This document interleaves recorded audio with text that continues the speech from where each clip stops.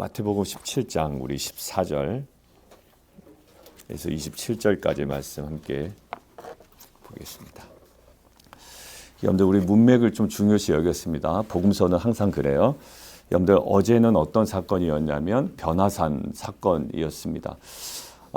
바로 다음이죠. 그런데 어제 변화산 사건에서도 핵심은 뭐였냐면 영광을 보여주신 목적이었습니다. 그러니까 산으로 내려가야 되는 거예요. 여러분들 여기서 산 위의 영광이 어제 드러났죠. 어제 본문 다시 설명드리면 또 시간 길어지니까 어제 본문 매우 중요했습니다. 변화산 사건의 문맥상에 분명한 목적이 있고 의도하신 바가 있어요. 핵심이 뭐였죠? 3절 보여졌다라고 되어 있잖아요. 그들이 막 본 게 아닙니다. 일부러 보게 하셨고 없어지게 하셨고 거기서 무엇인가를 딱 붙들기를 원하셨던 거예요. 자, 그러고 나서 지금 산 아래로 내려오잖아요. 근데 혼돈이고요, 고통이 있고요. 제자들의 어찌 보면 무력함이 딱 드러나잖아요. 지금 은혜 받았는데 우리의 무력함이 여지없이 드러납니다. 자, 여기서 무엇을 얘기하려고 하냐면 첫 번째는요, 제자 공동체가 이미 부름을 받았잖아요. 그런데 아직까지는 미숙한 현실을 직면하게 합니다. 우리도 똑같아요. 우리도 예수를 믿고 주님을 영접하고 또 이곳에 하나님께서 우리를 부르셨다라고 믿고 고백하지만 어제도 우리가 고백이 있었다고 얘기했지 않습니까? 그런데 미숙한 현실이 우리 가운데 있죠. 두 번째, 하나님 그 예수님의 정체, 그 아들로서의 그리고 권세 이것들을 더 선명하게 보여줍니다. 예수님 딱 쫓아내시잖아요. 자, 그러면서 그 권세가 있고 또 권위가 있으신 분이 결국 어디에요? 십자가의 길로 가야 되는 그 부분을 우리에게 정확하게 알려주십니다. 그러니까 많은 복음주의 주석가들, 제가 항상 인용하는 신약에서 특별히 복음서 할 때 카슨이라는 학자들, 프랜스라는 학자들, 이런 학자들이 공통적으로 이야기하는 건 뭐냐면 제자들의 미성숙과 아들로서의 권위 이것들을 정확하게 보여준다라는 거죠. 그래서 미성숙함과 권위가 어디로 연결되는지를 보여준다는 거예요. 자, 이미지 그려주세요. 제자들은 미성숙하죠. 근데 예수님은 권위가 있죠. 근데 한 군데는 뭐예요? 그게 바로 십자가입니다. 그래서 오늘 하나씩 좀 나눠서 보도록 하겠습니다. 자, 오늘 믿음 얘기를 하죠. 자, 14절부터 20절 내용인데요. 아버지가 아들을 데려옵니다. 상태가 심각해요.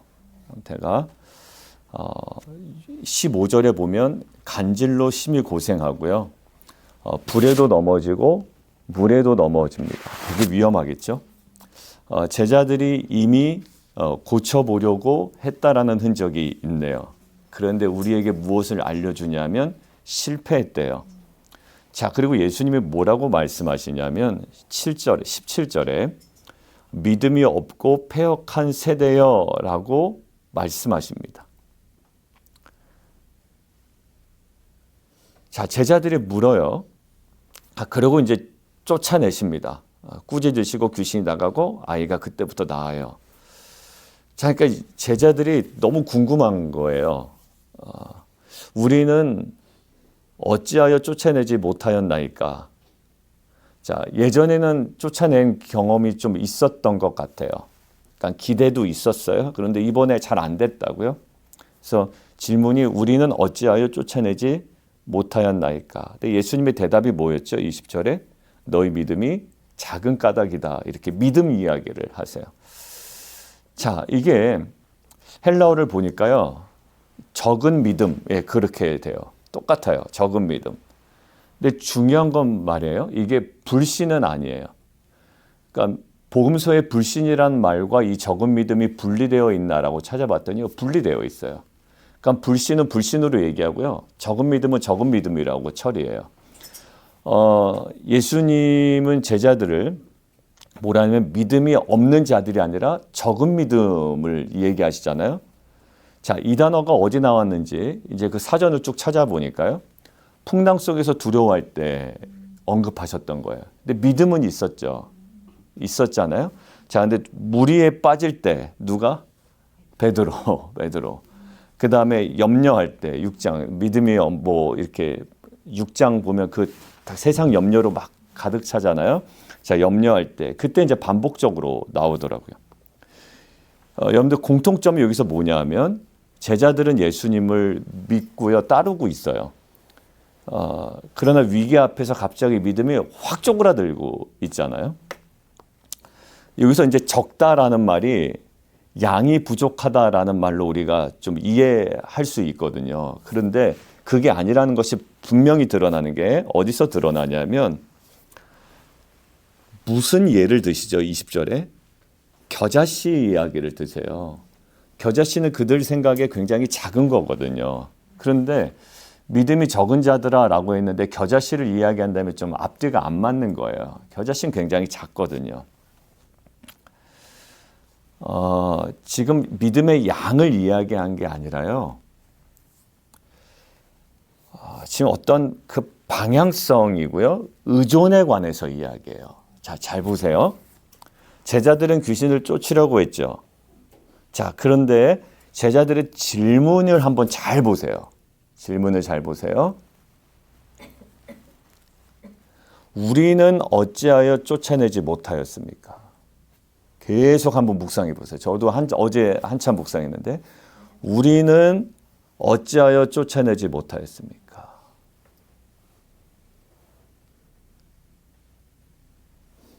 우리는 어찌하여 쫓아내지 못하였습니까? 이제 좀 느낌 오세요? 제가 자꾸 묵상하고 자꾸 말씀드리는 이유가 있어요. 우리는 어찌하여 쫓아내지 못하였습니까? 여기에 생략된 게 있다고 그랬어. 없음에서 아까 얘기한 대로. 마가복음에서는 기도를 강조했다고 그랬죠. 그러니까 지금 제자들에게 뭐가 아니하냐면 예수님 제가 열심히 기도했습니다. 아니면 제가 정말 주님을 의지했습니다. 이게 아니라 왜 우린 안 돼요? 이렇게 되는 거예요. 질문 자체가. 예전에는 뭔가 해봤으니 됐어요. 여러분들 우리가 사실상 자기를 굉장히 신뢰합니다. 자기의 어떤 그 스타일이 있거든요. 나는 이런 식으로 일을 처리해. 근데 한 번은 거기서 실패를 해봐야 돼요. 사람들이. 우리 아이들도 그렇고요. 나는 이런 식으로 일을 처리해. 굉장히 잘하는 사람이야. 아니요. 분명히 한 번쯤은 실패해봐야 됩니다. 여러분들 그게 끝이 아님을 알아야 돼요. 제자들이 지금 딱 그 지점 와 있는 거예요. 우리는 왜 안 되지? 잘 됐단 말이에요. 지금 무엇을 얘기하냐면 너희 믿음이 작은 까닭이다라고 얘기하는 것은 겨자씨 한 알만큼만 있어도 여기서 이제 논리가 드러나는 건데 겨자씨는 작아요. 그런데 살아 있어요. 심겨 있으면 자라납니다. 그러니까 믿음을 크게 만들어라가 아니라 이것은 철저한 의존의 문제였다는 거예요. 우리가 하나님 의존하지 않고 행하는 여러 가지 많은 것들이 있습니다. 이 순간만큼은 제자들이 의존하지 않았던 거예요. 그러니까 마가복음 무엇을 강조해요? 기도 외에는 이런 유가 나가지 않는다. 뭐 안 했다는 거죠? 기도하지 않았다. 저는요. 하나님을 의존하는 것, 주님을 의존하는 것 중에 가장 중요한 게 기도라고 생각합니다. 오늘도 와보니까 계속 기도하고 계시더라고요. 그래서 같이 이제 와서 뒤에 잠깐 있었는데 여러분들 기도만큼 하나님 의존하는 거 찾기가 힘든 것 같아요. 우리 공동체가 기도를 계속 강조합니다. 그리고 어제도 제가 우리 교회는 기도합니다. 그 책을 다시 꺼내봤어요. 그러니까 그 책을 처음 샀을 때와 지금 우리 교회가 많이 변해 있어요. 아마 여러분들도 많이 느끼실 거예요. 예배 시간에 또 성령 집회 시간에 기도하는 분량을 아무튼 성도님들이 목사님 기도 왜 이렇게 많이 합니까? 개인 기도 시간 주세요. 아무리 그렇게 얘기해도 절대 그렇게 하지 않을 거예요. 여러분들 그 시간에 기도 못하는 사람은 개인 기도 시간에 기도 못합니다. 교회적인 기도 제목 가지고 말씀 붙들고 기도하는 시간에 우리가 그 기도 못하면 자꾸 이제 그런 소리가 예전에 들렸는데 요즘은 안 들리긴 해요, 사실. 개인 기도 시간을 더 달라는 거야. 여러분들 말씀 붙들고 기도하는 시간을 충분히 가져가야 개인 기도도 깊어지고 달라지죠. 여러분들 결국 뭐냐면 겨자씨 작아요. 근데 이거 작은 것들 가지고 무엇을 얘기하냐면 거기에 있는 생명력이고요. 철저한 의존을 얘기합니다. 여러분들 열왕기상 18장 보면 엘리야가 이렇게 기도하거든요. 여호와여 응답하옵소서. 이 백성에게 주 여호와는 하나님이신 줄 알게 하옵소서.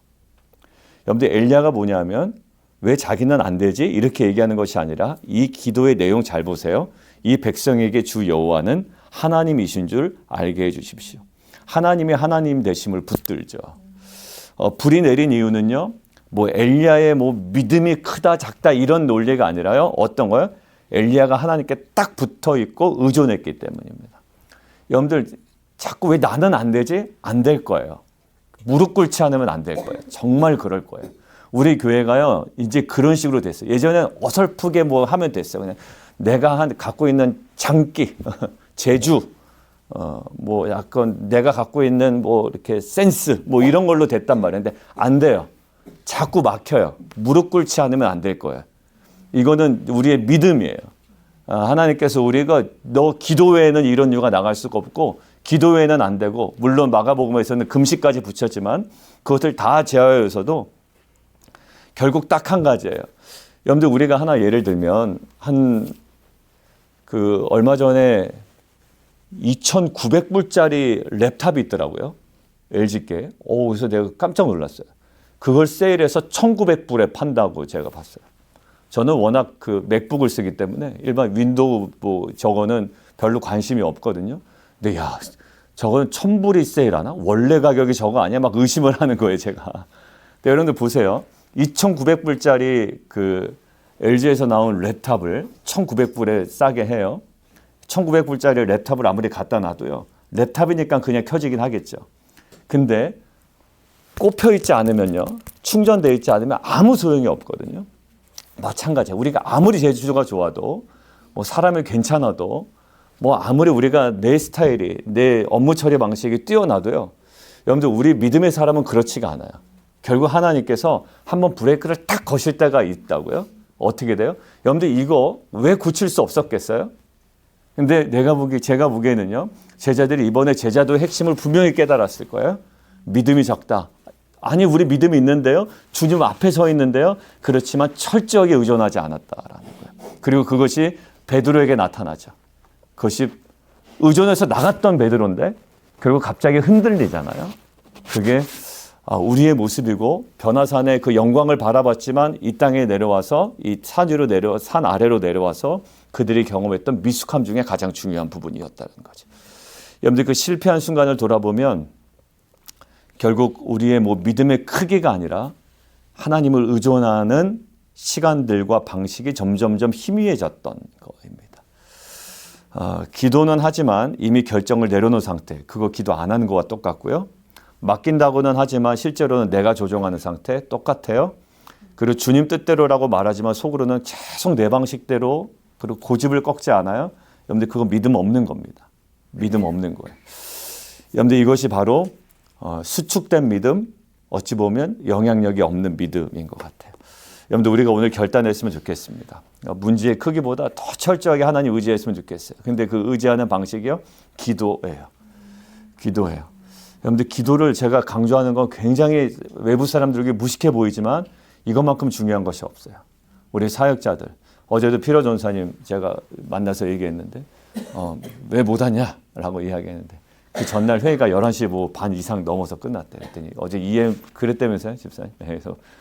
그래서 뭐 못 오셨어요. 그래서 아무튼 이 새벽 기도는 생명처럼 여기고 계속, 왜냐하면 사역자에게 있어서 사역을 잘할 수도 있고 못할 수도 있어요. 근데 그거 가지고 제가 뭐라 그런 적은 없어요. 근데 기도를 안 하잖아요. 이게 기도하는 게 안 느껴지잖아요. 제가 돌아가면서 기도도 하고 이렇게 뭐 이렇게 기도 인도하는 것도 보고 이러는데 뭔가 기도가 이렇게 안 쌓여 있는 것 같은 느낌이 들면 이게 참 마음이 어려워요. 그러니까 사역을 못 할 수 있어요. 실패할 수 있고 넘어질 수 있는데, 우리가 정말 하나님 의존하는 것이 기도의 자리임을 좀 깨닫고, 사역자들, 리더들 정말 우리가 각성하여 이 시기 정말 잘 통과해야 되거든요. 정말 사순절 기간이잖아요. 또 사순절 기간. 그래서 정말 기도 외에는 나갈 수가 없다고 얘기하고, 기도 외에는 돌파할 수가 없습니다. 그래서 우리가 정말 우리 각성해서 정말 깨어나가는 저와 여러분 되기를 주님의 이름으로 축원합니다. 여러분들 신앙 참 어떻게 보면 우리에게 많은 것 요구하지 않으세요. 막 뭘 하라고 얘기하지 않으시고요. 우리가 기도의 자리에서 나아갈 때 하나님께서 우리에게 하나하나 알려주신다고요. 자, 두 번째, 예수님의 탄식이 어떤 장면이었냐면요, 정죄가 아니라 제자도 교육입니다. 17절 다시 한번 보세요. 예수님께서 대답하여 이르시되 믿음 없고 패역한 세대여, 내가 얼마나 너희와 함께 있으며 얼마나 너희에게 참으리요. 데려오라, 이렇게 얘기하죠. 여러분들 이 말이 무거워요. 왜냐하면 제자들에게 물론 말씀하셨겠지만 단지 화가 나서가 예수님 말씀하신 게 아니라 선지자적인 탄식이 들어있다고 학자들이 얘기하더라고요. 선지자적인 탄식이 들어있대요. 구약 신명기에서 하나님이 패역한 세대를 탄식하던 딱 그 톤, 그 뉘앙스거든요. 잘 보세요. 언약 백성이 하나님을 알면서도 하나님을 따라가지 않고 하나님께 의존하지 않고 하나님처럼 살지 않을 때 그 하나님이 아파하시는 탓. 그러니까 다른 이방 민족에게 얘기하는 게 아니라요. 하나님의 언약 백성인데 하나님을 닮아가려고 하지 않을 때. 여러분들 성경에 뭐라고 나와 있죠? 모세오경에 내가 거룩하니 너희도 거룩하라. 그리고 나의 온전하심과 같이 너희도 온전하라라는 거. 그러니까 교회에서 진짜 냉소적인 태도가 한번 밀고 들어오면 얼마나 사람들을 뒤흔드는지 보세요. 잘 보세요. 거룩해집시다 그러면 옆에서 누가 툭 찌르면서 뭐라고 하냐면 야 인간이 야 거룩해질 수 있을 것 같아? 그렇게 초를 치는 분들이 예전에 많았습니다. 실제로 있었어요. 막 그 소리 들리면 목회자로서 막 너무 짜증이 나는 거예요. 죄송한데 너무 짜증이 나는 거예요. 그러니까 강단에서 거룩해집시다라고 하는 건 어떤 의미인지 알잖아요. 알면서도 꼭 옆에 가서 야 조 목사 거룩해진다는데 인간이 그 거룩해질 수 있냐? 불필요한 말이잖아요. 내가 온전하심처럼 온전하라. 야 인간이 무슨 온전한 인간이 어딨냐라는 거예요. 뭐냐면 언약 백성으로서 야 칭의는 그냥 은혜로 되지만 성화가 마음대로 되냐? 끝까지 안 되는 것처럼 막 이야기하고. 여러분들 그 하나님의 그 탄식이란 말이에요. 근데 마태는 여기서 멈추지 않아요. 바로 이어서 예수님의 뭐냐면 순환을 예고하신다. 22절이 뭐냐? 갈릴리를 모일 때 예수께서 제자들에게 뭐라고 말씀하시냐면 인자가 장차 사람들의 손에 넘겨져. 어제 얘기한 대로. 고난을 받고 죽임을 당하고 3일 만에 살아나리라. 어제도 운율로 뭐 얘기했죠. 그 변화산의 스토리 얘기하면서요. 여러분들 왜 여기다가 이걸 갑자기 붙였을까요? 예수님 능력 보여주셨잖아요. 그런데 예수님은 십자가를 바로 또 가르치십니다. 제자들은 승리를 기대하잖아요. 근데 예수님은 넘겨짐을 또 얘기합니다. 그러니까 우리가 교회에 와서 뭔가 이렇게 좀 일이 잘 풀릴 때 이제 추구하는 우리의 모습들이 있어요. 근데 어제 주일날 1부 때 얘기했는데요. 저한테 딱 던져진 질문이 그게 십자가 방식이냐 이렇게 물어보는 거예요. 여러분들 제가 어느 망상까지 했냐면 한국에 나도 모르는 내 재산이 한 몇백만 불이 갑자기 어디서 나오면 어떡하지? 막 이 생각이 드는 거예요. 뜬금없이. 없는데요. 뭐 집도 없어요. 여기 계신 목사님들은 여기 워싱턴 지역에 몇 분들은 한국에 오랫동안 갔다 오시더라고요. 교회를 비우고 그래서 뭐 왜 갔다 오셨어요? 했더니 집 팔고 오셨다는 거예요. 그래서 내가 목사님 좋겠네요. 집도 있고 팔집도 있고 한국에 팔집이 있어서 좋겠다 내가 그랬거든요. 무슨 얘기하다. 근데 제가 몇백만 불 있으면 일부 때 진짜 철없는 소리 한 거예요. CBC 빚도 갚아주고 그래서 우리가 딱 해서 너희 쓰고 싶은 장소 마음대로 쓰고 우리가 다 허락해 줄게 뭐 이런 상상을 해본 거예요. 그러니까 지금 뭐 장소 때문에 좀 그러니까 빚 다 갚아주고 뭐 막 이런 상상. 근데 바로 침입해 들어오는 저의 마음에 뭐였냐면 주님께서 그게 십자가 방식이냐 이렇게 물어보는 거예요. 너희 비전이 십자가의 삶으로 빛과 소금으로 살아가는 건데 야 그게 십자가 방식이냐라는 거예요. 지금 제자들 보세요. 하나 방법 알았죠? 얼씨구나 좋다고 나갈 거예요. 근데 뭘 얘기합니까? 십자가 딱 제동을 걸어버리시잖아요. 여러분들 제자들은 승리를 막 기대하지만 넘어짐을 말씀하세요. 예수님의 탄식은 이런 겁니다. 너희도 아직도 하나님의 일을 세상의 방식으로 구하려느냐라는 거예요. 권세는 자기를 높이는 데 쓰는 게 아니라 어떻게 해요? 자기를 내어주는 데 쓰이는 것이다라는 거예요. 우리는 권세를 자기를 드러냅니다. 조금만 뭔가 이렇게 주목받으면 자기를 드러내는데 엄청 사용해요. 그런데 권세는 그렇게 사용하는 게 아니라고 말씀하십니다. 여러분들 아까 복음주의 주석 아까 칼슨 얘기할 때 뭐가 얘기했냐면 제자들의 미성숙과 예수님의 권세가 나타나지만 어디로 몰아간다고요? 십자가로 몰아간다고 했죠. 의도적으로 붙여놓은 걸로 보는 거예요. 그러니까 산 아래에서의 실패는요. 왜 실패했냐면 단지 기술이 부족한 것이 아니라 메시아의 길을 오해한 증상이라는 거예요. 여러분들 마태복음 16장에도 비슷합니다. 예수님이 순환을 당하자 베드로가 뭐 얘기하죠? 아니 결코 그럴 수 없습니다. 왜? 주는 그리스도시요 살아계신 하나님의 아들이기 때문에 그럴 수가 없다라는 거예요. 그때 뭐라고 얘기합니까? 사탄아 내 뒤로 물러가라. 베드로는 예수님을 사랑했지만 뭐 없는 사랑이었냐면 십자가 없는 사랑이었습니다. 십자가 없는 복음, 십자가 없는 권세는 진짜 교만해지겠죠. 오늘 17장도 마찬가지입니다. 예수님은 제자들을 정죄하고 끝나는 것이 아니라 다시 가르쳐요. 다시 길을 보여주십니다. 무엇을요? 십자가의 길로 데려가십니다. 여러분들 언제 제일 열받으세요? 내가 수고했을 때 제일 열받아요. 이게 사람 마음이에요. 여러분들 교회 일 하나도 못한 사람이 열받을까요? 아니에요. 오히려 미안해요. 아우 저 집사님이 저렇게 열심히 하는데 나는 아무것도 못해서.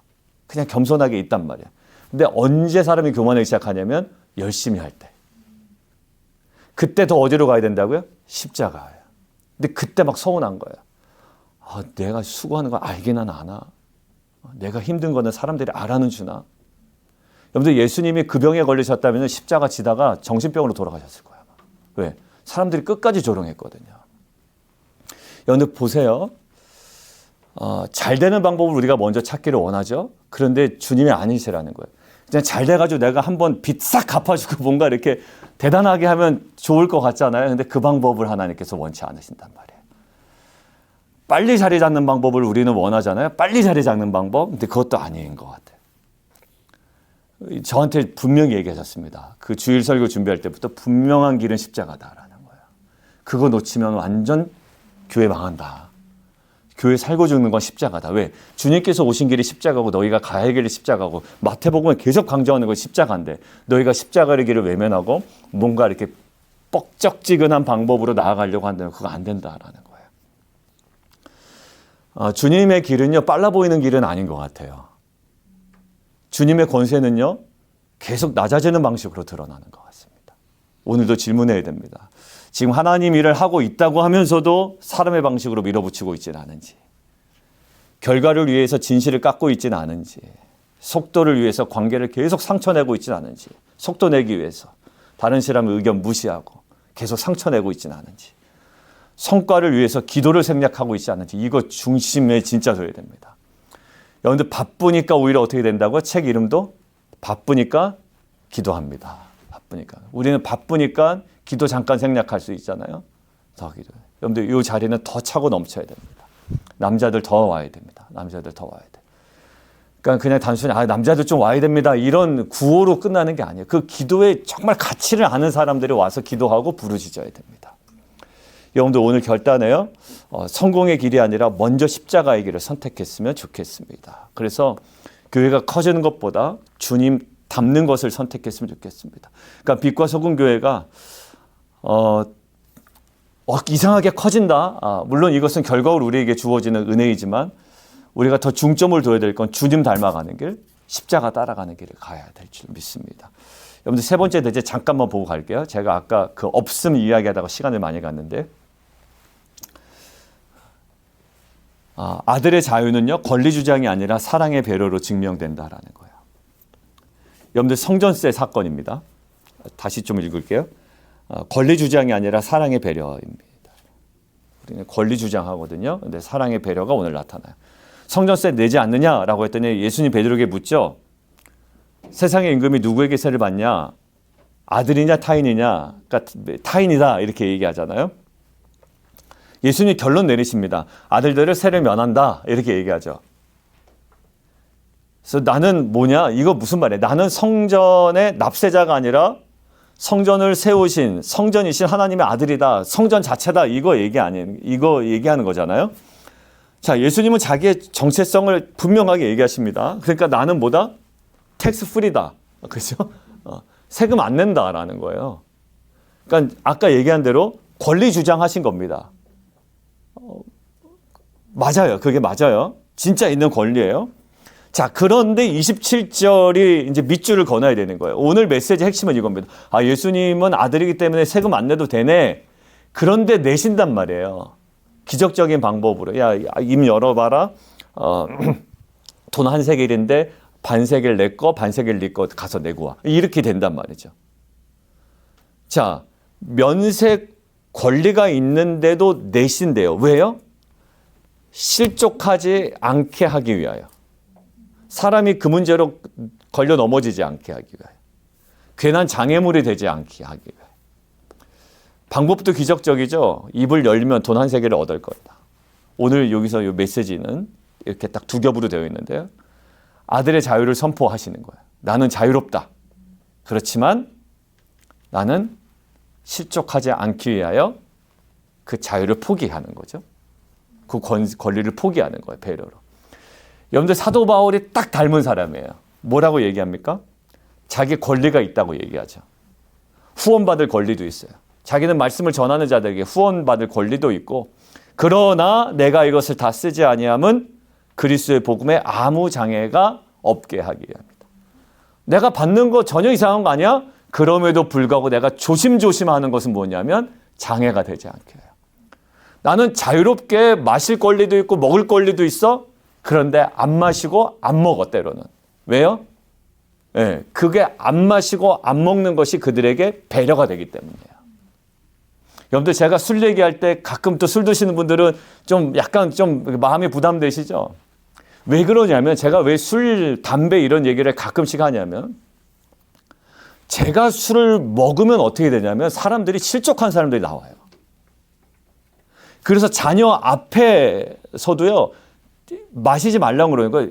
애들이 나중에 다 얘기해요. 여러분들의 자녀다가 저한테 와서 얘기할 때가 한두 번 있었어요. 그러니까 야, 너 엄마한테 가서 네가 나한테 얘기했다고 얘기하지 마. 이렇게 얘기한단 말이에요. 이제 크면 얘기 안 하지만 생각 없을 때 막 얘기해요. 그러나 보다. 드실 수 있지 뭐 집에서. 텐트에서 먹지 말라는 얘기가요. 그거 부담된단 말이에요. 왜냐하면 자기는 안 먹는 게 신앙 지키는 걸 생각했는데 누가 자꾸 이 정도는 먹어도 돼 이렇게 얘기하잖아요. 그럼 실족한단 말이에요. 공동체 안에서는 먹지 마십시오. 몰래 뭐 나는 이거 안 먹으면 잠이 안 와요 막 이러신 분들은 그냥 저한테 물어보지 마시고 알아서 하세요. 왜냐하면 그럼 목사님 마시라고 했니 안 했니 뭐 어디 가서 또 얘기하실 거니까. 알아서 하시되, 여러분들 이게 뭐냐면 실족하지 않게 해요. 여러분들 결국 바울은 약한 사람이 아니에요. 굉장히 자유로운 사람이거든요. 근데 그 자유를 사랑으로 사용한 거예요. 권세를 사랑으로 사용합니다. 여러분들 우리의 가정과 교회 안에도 성정세 같은 일이 많아요. 정답이 딱 하나로 떨어지지 않는 문제들이 있습니다. 뭐 술 문제도 그렇겠죠. 취하지 말라고 했지 마시지 말라고는 안 했잖아요. 포도주도 마셨잖아요. 막 이러면서 저한테, 그러니까 속으로는 그렇게 마시고 싶으시면 드세요. 내가 이제 속으로 그런단 말이에요. 그렇게 따지고 싶으시면 얘기하지 말고 드세요. 그냥. 막 또박또박 막 물어보는 거예요, 저한테. 여러분들 그때 물어봐야 돼요. 옳으냐 아니냐라고 할 때 복음의 장애가 분명히 된단 말이에요, 여러분들. 텐트 모인 다음에 몰래 몇 그룹 나가서 마시지 마세요. 그거 다 소문나요, 교회에. 그리고 그 소문나는 거 안 좋습니다. 근데 몰래 그냥 혼자 가서 하세요. 몇 가정 같이 만나서 마시는 거 다 소문난단 말이에요, 여러분들. 제가 얘기합니다. 그거 하지 마세요. 하지 마세요. 왜냐면 실족해, 사람들이. 실족해요. 여러분들 가정에서 내가 옳다는 거 증명하다가 이것이 복음적인 거다, 이것이 성경에 반하는 것이 아니다, 뭐 자꾸 이야기하다가 여러분들 사람들 실족하고 여러분들 사람들을 사랑하지 않는 행동이 될 수가 있습니다. 여러분들 그래서요, 팀 사역할 때 조심하셔야 돼요. 내 스타일 관철하다가 한 영혼이 확 지쳐버리면 안 됩니다. 여러분들 팀 사역할 때 꼭 중요해요. 팀 사역이에요, 우리는. 지쳐버리면 안 돼요. 누군가 실족한다 그러면 그냥 얘기하지 마세요. 나의 입 바른 소리들을 자꾸 들으면 짜증나거든요, 그 사람. 여러분들 사람 실족하게 만들 거면 하지 마세요. 그거 막 복음이 무너지고 교회가 막 무너지고 이런 일 아니면 조금 호흡 좀 다담으시고 얘기하지 마세요. 권리를 앞세우는 공동체가 아니라 사랑으로 길을 여는 공동체가 되기를 주님의 이름으로 축원합니다. 여러분들 빨리 기도해야 되겠네요. 그죠? 좀 가셔야 되고 오늘 앞에 있는 얘기 같이 함께 기도하죠.